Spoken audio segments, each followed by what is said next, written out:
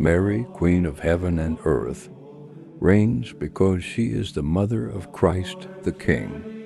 At the Annunciation, the humble Virgin was chosen to bear the Son of the Most High, and by this divine motherhood she was uniquely united to his saving mission. Christ alone is King in the absolute sense. Mary's queenship is wholly received from him.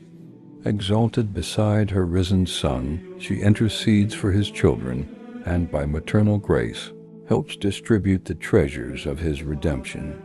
Her crown proclaims not power apart from Christ, but the glory of the Mother who leads every soul to her King. Mary, Queen of heaven, pray for us.